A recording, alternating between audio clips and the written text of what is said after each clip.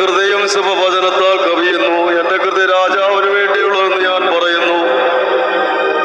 എന്റെ നാവ് സമർത്ഥനായ ലേഖകന്റെ എഴുത്തുപോലാകുന്നു. നീ മനുഷ്യപുത്രന്മാരിൽ അതിസുന്ദരൻ, ലാവണ്യം നിന്റെ അധരങ്ങളിന്മേൽ പകർന്നിരിക്കുന്നു.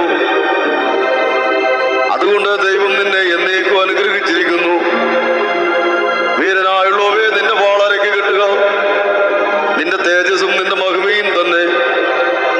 സത്യവും സൗമ്യതയും നീതിയും പാലിക്കേണ്ടതിന് നീ മഹിമയോടെ കൃതാർത്ഥനായി വാഹനമേറി എഴുന്നള്ളുക.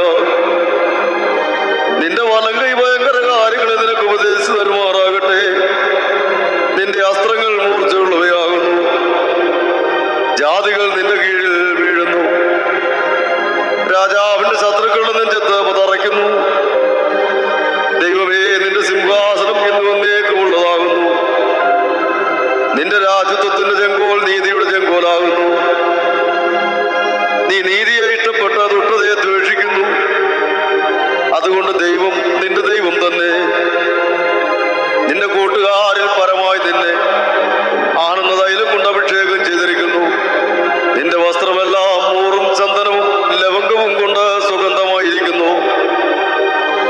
ഗന്ധമന്ദിരങ്ങളിൽ നിന്ന് കമ്പിനാഥൻ നിന്നെ സന്തോഷിപ്പിക്കുന്നു. നിന്റെ ശ്രീരത്നങ്ങളുടെ കൂട്ടത്തിൽ രാജകുമാരികളുണ്ട്.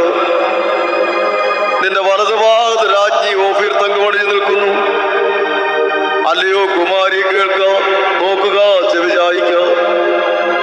സ്വജനത്തെയും നിന്റെ പിതൃഭവനത്തെയും മറക്കാം. അപ്പോൾ രാജാവ് നിന്റെ സൗന്ദര്യത്തെ ആഗ്രഹിക്കും. അവൻ നിന്റെ ദാസനല്ലോ, നീ അവനെ നമസ്കരിച്ചു കൊള്ളുക.